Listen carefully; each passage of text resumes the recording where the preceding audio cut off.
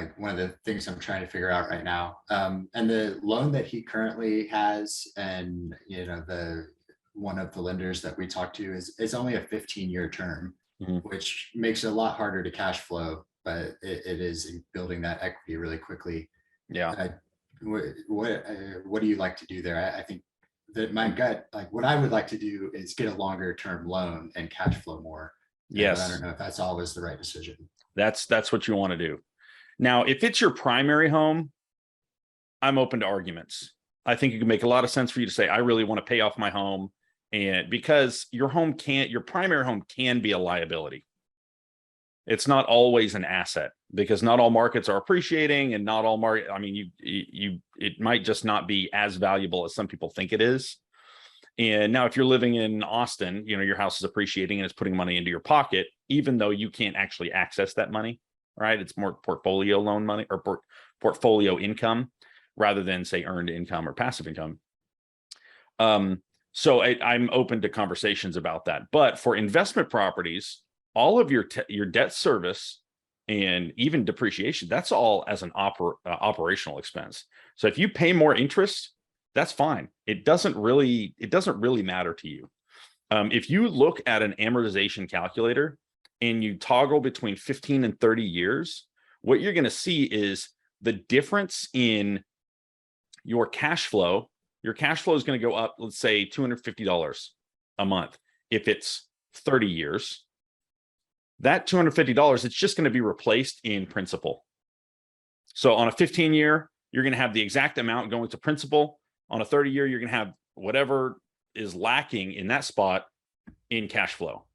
And so it's not really that different, except for how accessible the money is. So if you want the money in your pocket every month so that you've got cash flow and you can fund your expenses and you can go to Spain and you can do whatever you want whenever you want to do it, then you want a longer term amortized product because it spreads the payments out over a longer period of time.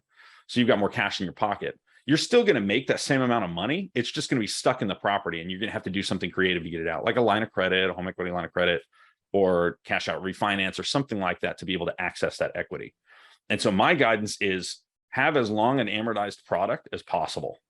Now, if you look at the difference between a 30 and a 40-year AM, there's not a whole lot of benefit. Some of the terms or some of the loan products I've looked at recently with 40-year AM, I've been really surprised how little it actually increases my cash flow. And so in that case, I say maybe, but I don't know that it's really worth it. I'm talking like on a single house, adding 10 years to my amortization schedule increases cash flow $20 a month.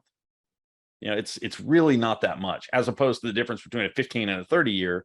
You're in one situation, you don't have any cash flow, and the other, you've actually got a couple $100 or whatever it might be.